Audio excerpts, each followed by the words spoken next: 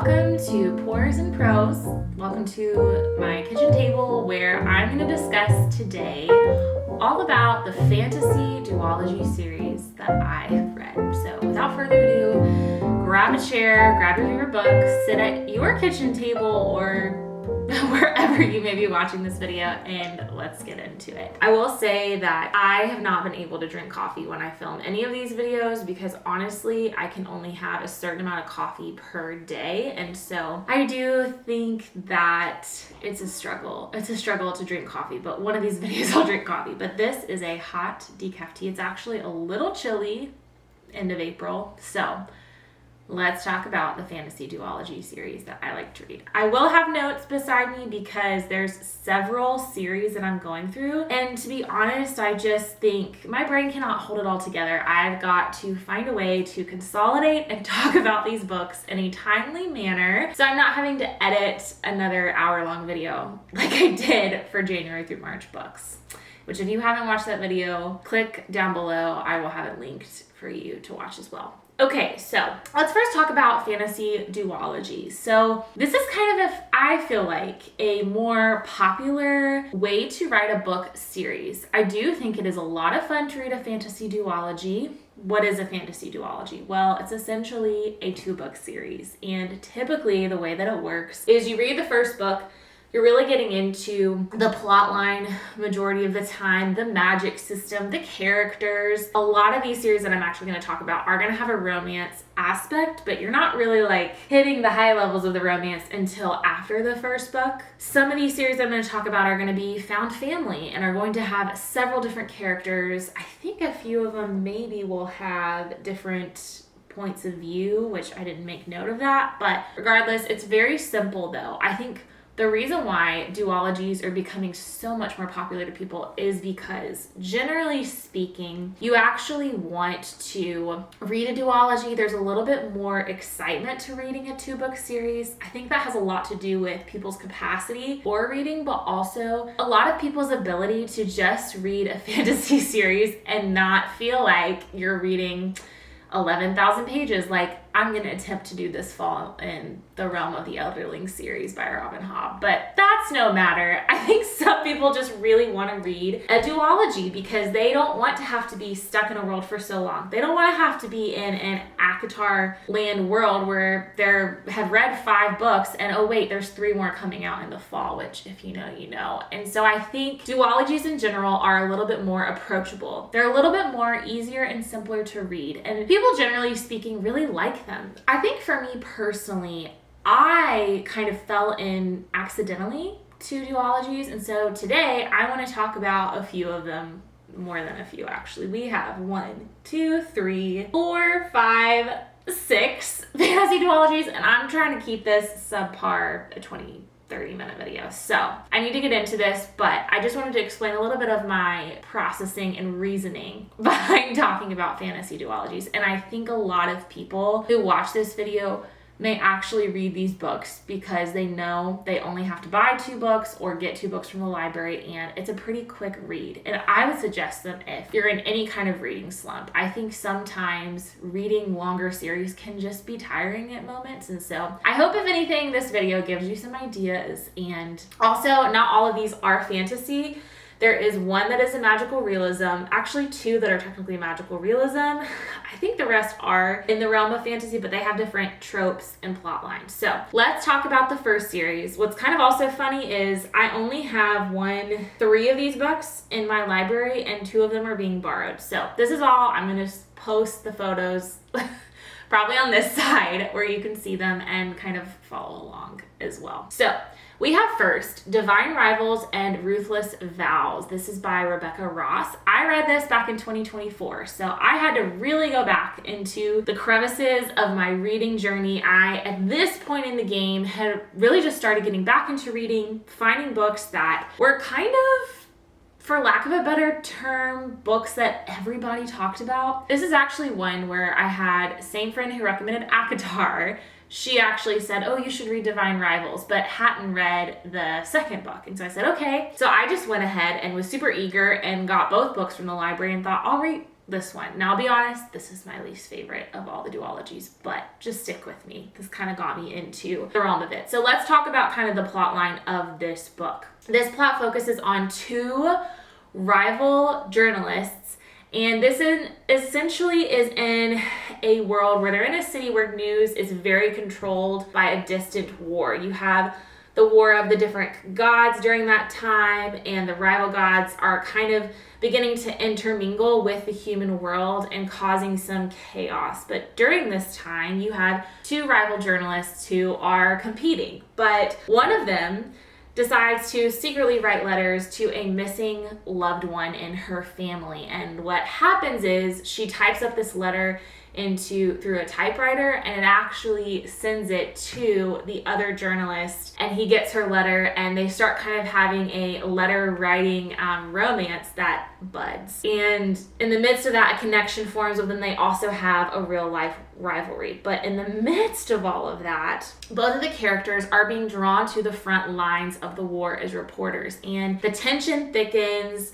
You start to realize the realities of the war, but also some of the news that is being written about the wars is actually not accurate, which we see this historically, we see this in other countries, we see this in many places where there's a lot of lies and propaganda also being told, and both the characters are realizing this is a lot bigger of a deal than even we thought in the book. And I will say the first book ends on a massive cliffhanger. I remember reading it and going, what? I have to find out what happens next. So then I read the next book, and the second book, Ruthless, Vows. I really don't want to bash this series. Some people actually really like the second book, but just for me personally, it was a pretty decent letdown. I felt like once the war and what was going on in the other world with the gods kind of starts getting expanded, the plane landing in this series was rough. But it was my first duology, and I think the series does have a special place in my heart just because I realized, it's actually really fun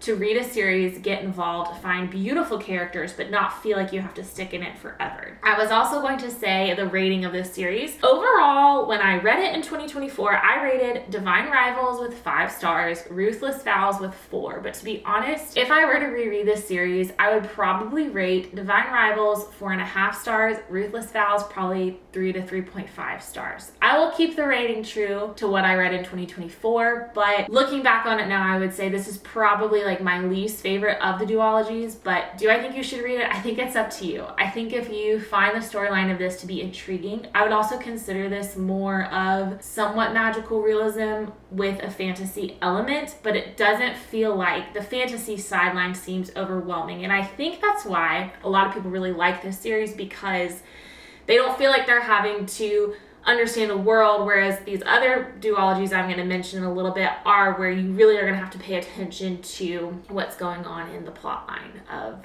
all of the books and storyline and characters and all of that. So that is Divine Rivals and Ruthless Vows by Rebecca Ross. Next up in the series that I read after that, I actually was recommended this next one, and I don't have this on my bookshelf, but I am currently looking for a specific edition. I'm going to post it in this video, and I really hope that I find it. I really should create for this channel a book wish list for people to send to me, but to be honest, I'd rather people not order those on Amazon and strictly get them from indie bookstores, because I'm just that kind of person. Anyways, that is going to be Six of Crows and Crooked Kingdom by Leigh Bardugo. This one I read in July of 2025. This series, okay, first of all, this is technically a young adult fantasy. This is a young adult duology fantasy for sure. There is a little bit of hints of romance throughout, but that is not the main plotline of the story. I would not classify this as a romantasy. I have other ones that I will tell you are romantasy ones. This one, no. So this is about a criminal prodigy, or one of the smartest youth-age children who has a very traumatic and really hard past. His name is Kaz Brecker, and he is kind of offered at the beginning of this book an really truly impossible heist to occur, one that's going to make him crazy rich, and he decides to go for it because he has plans. He has revenge because of his past, because of the trauma, because things that happened to him and his brother that he wants rectified, he wants changed, and he's holding a massive grudge. And so Kaz, to pull off this heist, he has to round up some of his friends. And I actually made a list of them. One is a spy, one is a sharpshooter, one is a Grisha, who is a magic user. She is specifically a heart render, which you learn more about that in the book, but it was pretty cool. A demolitions expert, so somebody who's really good at bombs. A runaway who has a really bad past, and then finally Kaz himself, who he's kind of the main boss man of the group. He's the one that is really planning this heist to a T. He's very specific with what he wants them to do. And yeah, if you like heist books in particular, this is going to be up your alley. Now, it's fantasy because they're living in a world that takes them far beyond Ketterdam. That's their city that they're in, and they have to go and travel into very dangerous territory and pull off this massive heist. And they are going up against different alliances, powerful enemies, different people of the world. They're going up against the Grisha. There's other groups that I cannot remember to save my life. But anyways, they're just fighting different alliances throughout. And they also, as well, Kaz being one of the main ones, has massive trauma that he has to deal with. And he kind of walks through some of that trauma, and through all of that, it kind of ends up spilling over into his group. And then we have the second book, Crooked Kingdom, which kind of continues on with the storyline. The first book kind of deals with the heist itself, but then there is something that occurs and it massively shifts the plot, massively changes things around, and causes issues within the group that they have to solve. And so that's Crooked Kingdom, which kind of goes through the rest of that. And I'm really trying to not be specific because I don't want to spoil it for you. I rated this one 4.75 stars overall. I want to say the first book I gave 5 stars and the second book was 4.5 stars. And that really wasn't anything against the book. I think it was just, it wasn't quite as exciting of a plot movement as I was expecting in similarity to the first book. I totally ate up this series. I remember reading this last summer and going, why had I never read this? Why was this not a book series? This book series actually, I want to say it was published when I was in college. And let me tell you guys, I don't know how I missed this, but I truly will have to tell you, if there is any series on this list that you're like, let me just dip my toes into duologies, this would be one of them. If you have a teenager, older teenager, young adult, this is just like the perfect book series to read. I cannot wait to read this series with Cade. I am going to have him read this series with me, and I think he will really enjoy it. Just the beautiful character arcs throughout this series, the way that Kaz is broken down. Nina is another one that ended up being like one of my favorite characters in the book. Nina and Matthias. We won't get into it. Won't be any spoilers, but it is just so beautiful. And this really holds the themes of found family. All 6 of this ragtag team that's trying to accomplish this heist really just grows together, forms strong bonds, and you really just want another adventure with them. You want to read, and I hope and pray that Leigh Bardugo maybe one day decides, I'm going to just bring this back and write another book, write a prequel. I don't care, but I would just love it. So anyways, that's going to be 6 of Crows and Crooked Kingdom by Leigh Bardugo. Highly recommend. Okay, moving right along. I actually do have this book upstairs, but I'm being lazy. This is the only duology where I didn't realize it was a duology, and I've only technically read the first book, but I can give you full confidence that if you're actually looking for a magical realism, kind of low stakes, not super complex of a storyline, but you want something that touches your heart, might make you cry like me, If you're somebody that has been a former educator and in the classroom, this book is for you. And that is The House in the Cerulean Sea and Somewhere Beyond the Sea by T.J. Klune. So again, I read The House in the Cerulean Sea, saw it kind of like floating through the ethers of Book Talk, Bookstagram, and realized, I should read this book. It has kids in an orphanage in a school. It sounds interesting, and it truly was so beautiful. T.J. Klune. I want to read some of his other books. As I've read through the synopsis of some of his other books,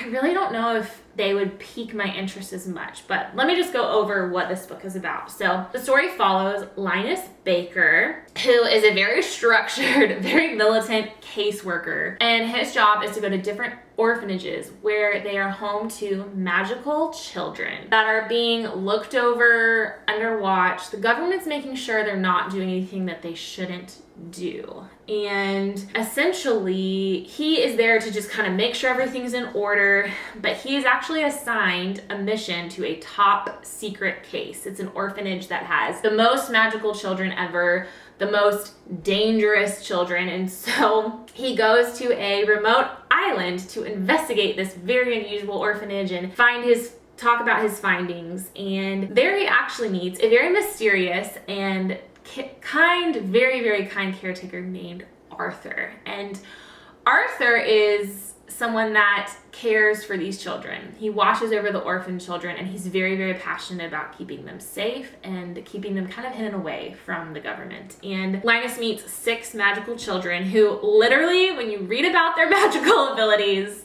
some of them are really funny. Some of them it's just so beautiful the way TJ wrote about them. But these kids kind of go against all the rules that Linus is supposed to be following, and he's really supposed to report these kids. Their abilities can be super dangerous, and if it gets back to the group, it'll come to me. I'll put it with his video because I can't remember, but if it gets back to the government, essentially it could be really, really bad. But then as he spends time with these children in this orphanage, he begins to realize and understand that these kids actually have beautiful talents and abilities. There's nothing about them that should separate them from the outside world, and yet they're estranged and taken away, and people aren't supposed to know about them and the beauty that they are as children. And I'm not gonna cry talking about this, but please just do yourself a favor and get this book.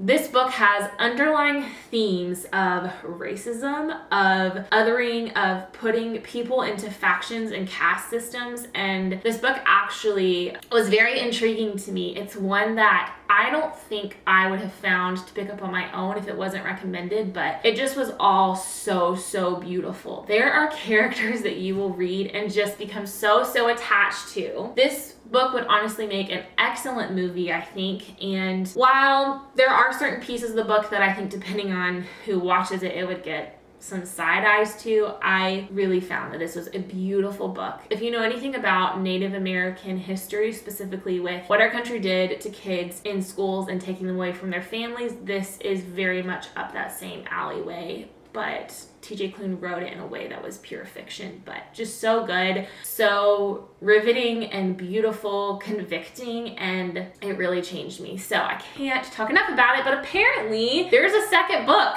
called Somewhere Beyond the Sea, and I have not gotten this book yet. I want to get it. I honestly have The House in the Cerulean Sea in paperback, and I can't find the second book in paperback. So when I do, I will purchase it and I will read it, and I know that second book will hit me the same way that the first book did. So that is The House in the Cerulean Sea and Somewhere Beyond the Sea. I rated, of course, the first book 5 full stars, no doubts about it. It's just so good. And it has funny moments, it has heartwarming moments, it has moments where you just want to squeeze little Lucy's face. And if you know, you know who that character is. And it's just so good. Okay, we have to move on. So the next book series,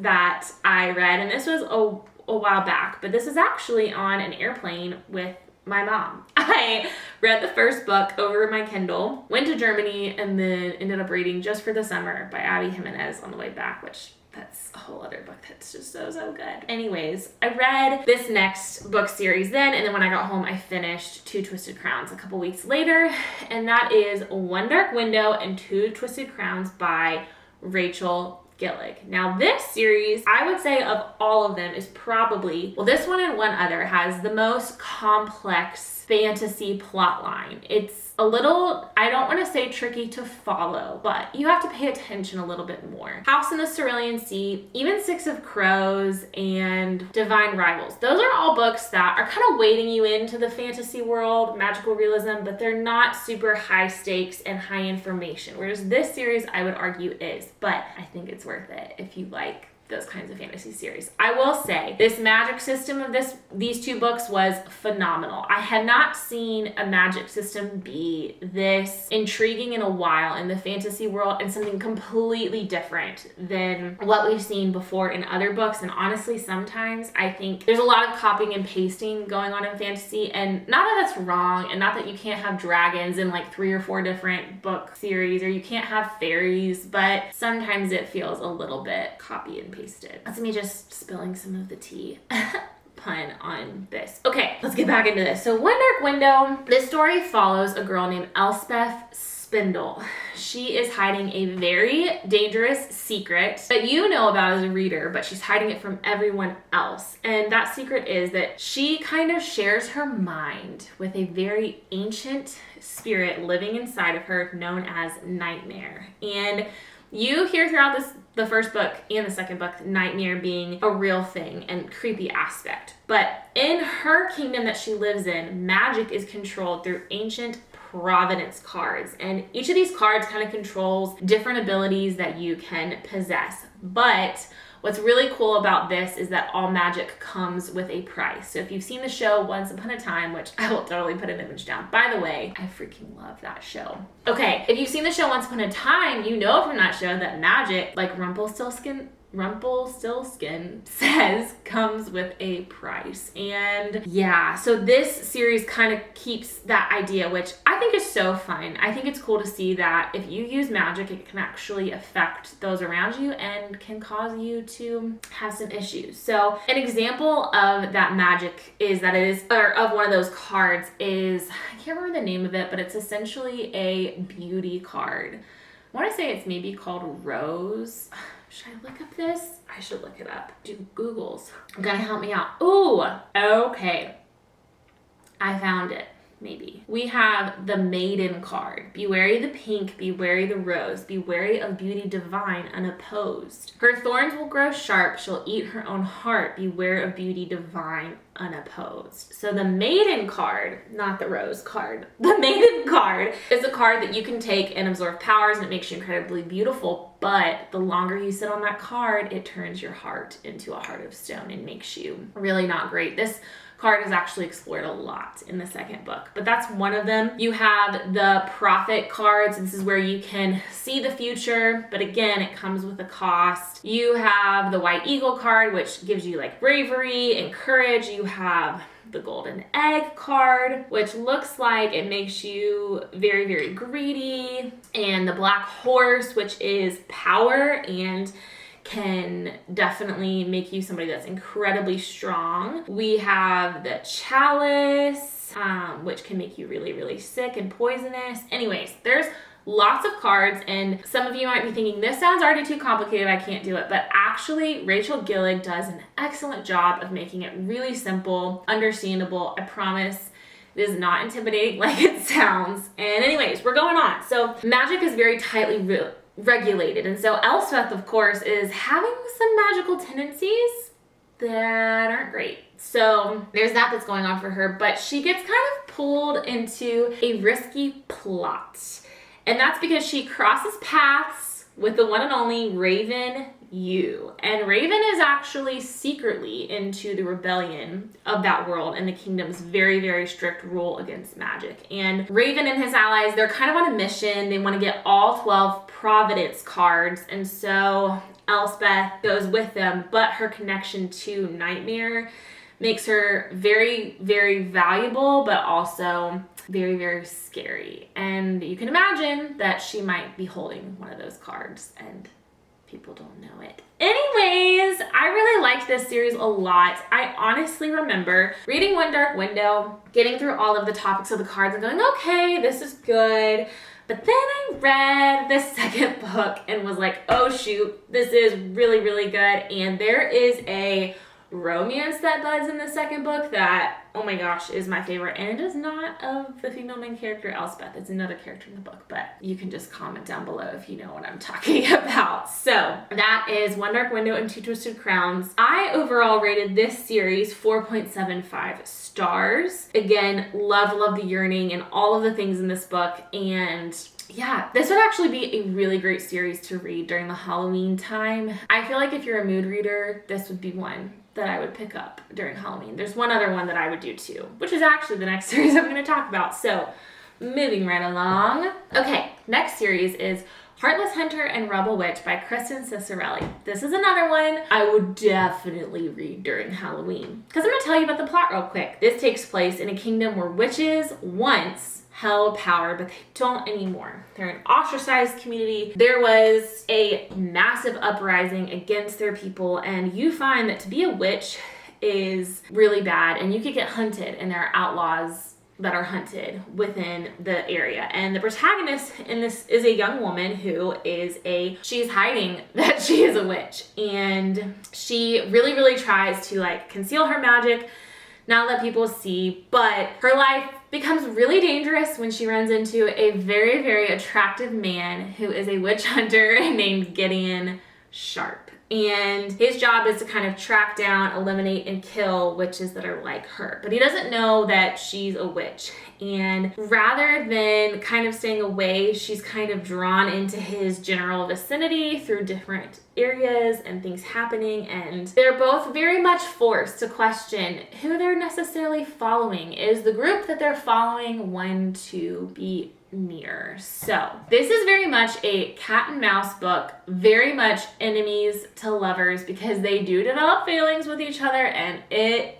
gets intense and fun in that way, because they know that they can't be together, but also like they get drawn together. And especially the second book, it's a fun time. So if you like enemies to lovers, I would say this book has it. I mean, a witch with a witch hunter, you can't get more enemies to lovers than that. And it's so good. I rated this one 4.625 stars. Truly such a fun time. I think the second book or the first book, I'll put my actual ratings with the books on this video, but one was rated a little lower than the other. But I will tell you, I kept turning the pages, and I actually loaned this series out to a friend. But what I also really liked about this series was that the text and the font for the book just made the pages turn so fast. I was reading pages so quickly with this book, the way it was printed and published, and would highly recommend this one and loved it so much. So that is Heartless Hunter and Rebel Witch by Kristen Ciccarelli. Last and final series. This is the Jasad Heir and Jasad Crown by Sarah Hashem. This one follows a character named Silva, who is a young woman, and she is kind of hiding because her town, or really kingdom of Jasad, had once held powerful magical people, and she is an heir of Jasad, but nobody knows that, and so she's hiding in the town working. And she's one of the last people that's kind of connected to that people group and to that legacy, but she conceals who she is in this world by having on powerful bracelets that conceal her magic, so people don't know that she is heir to Jasad. And her life does change, because